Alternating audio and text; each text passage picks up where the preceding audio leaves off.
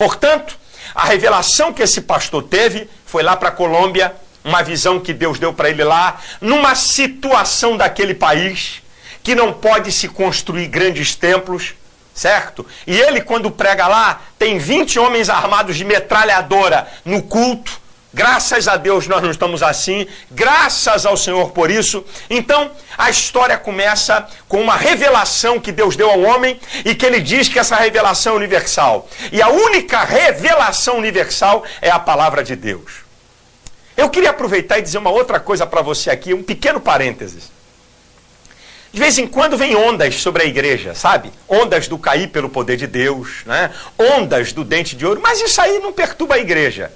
Agora, eu nunca vi tanta perturbação para a igreja como esse G12. E tudo que queira perturbar a igreja, nós temos que refutar com veemência e respaldado na palavra. É o que eu vou fazer aqui nesse programa. Não adianta argumento de blá blá blá, de experiência pessoal. A palavra de Deus, ela é suficiente e ela é maior do que qualquer revelação de qualquer homem, de qualquer pastor. Queria deixar isso aqui bem claro, bem explícito para você. Então, o digno pastor tem uma revelação e aí trazem para o Brasil o G12. Né? O que é? O que é o G12? O G12, segundo eles, está lá no manual, é um grupo de 12 baseado no modelo do caráter dos discípulos. Porque o modelo de caráter são os discípulos. Erraram de novo. Biblicamente falando, os discípulos, os 12, não são modelos de caráter para a igreja. O modelo de caráter para a igreja chama-se Nosso Senhor e Salvador Jesus Cristo. É por isso que Paulo diz em 1 Coríntios, capítulo 11, versículo 1, sede meus imitadores como eu sou de Cristo. O modelo de caráter de Paulo era Cristo. É por isso que em 1 João, capítulo 2, versículo 6, diz assim: aquele que diz estar nele deve andar como ele andou. Você deve medir. Andar significa trajetória de vida. A minha trajetória de vida tem que ser igual a de Jesus e não dos discípulos ou dos 12. Uma outra colocação, em Atos capítulo 11, versículo 26, lá em Tessalônica, quando os discípulos foram pela primeira vez chamados de cristãos.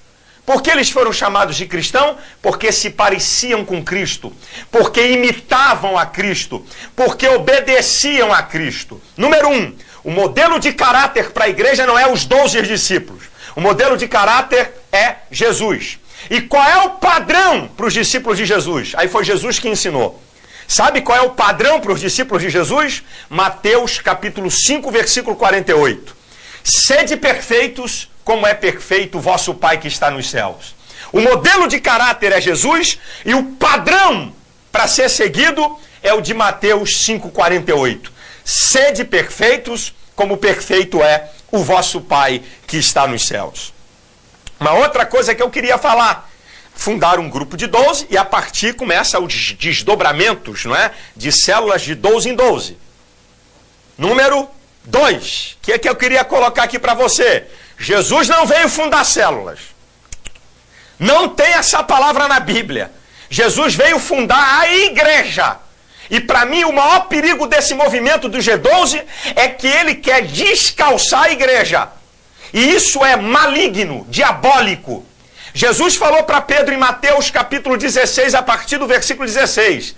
Tu és Pedro, tu és uma pedrinha, e sobre esta pedra eu edificarei a minha igreja, e as portas do inferno não prevalecerão contra ela. Os apóstolos não fundaram células familiares. Os apóstolos não fundaram um grupo de 12. Eles fundaram a igreja, a eclésia, a comunidade dos cristãos. Foi assim em Éfeso, foi assim na Galácia, foi assim em Corinto. Foi fundado igreja.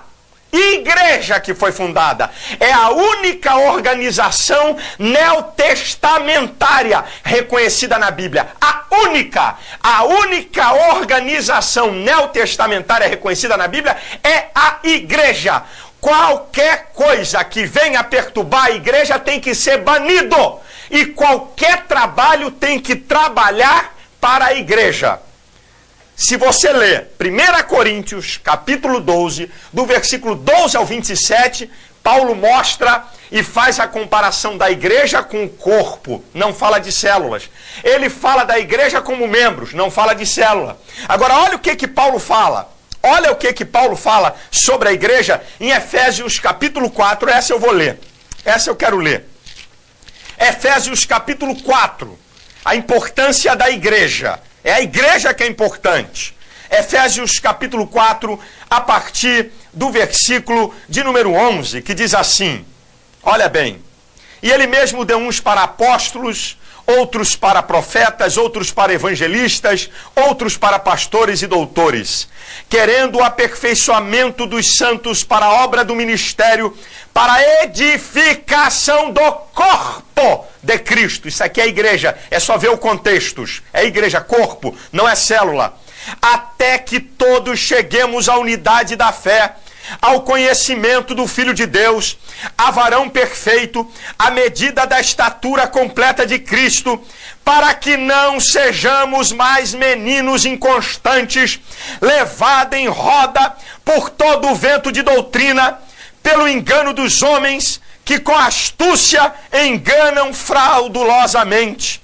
Antes, seguindo a verdade em amor, cresçamos em tudo naquele que é a cabeça, Cristo, do qual todo o corpo, bem ajustado e ligado pelo auxílio de todas as juntas, segundo a justa operação de cada parte, faz o aumento do corpo para a sua edificação em amor.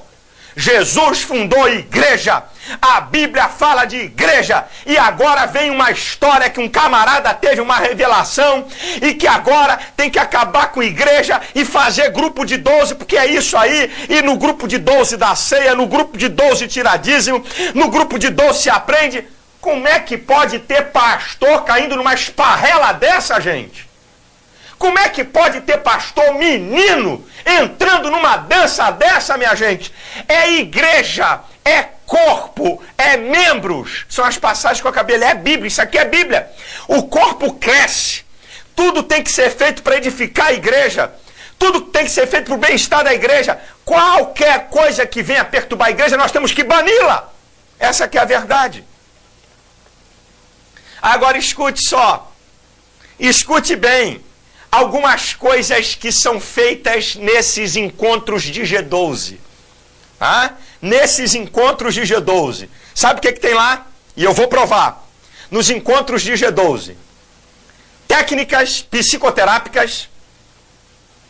No encontro de G12.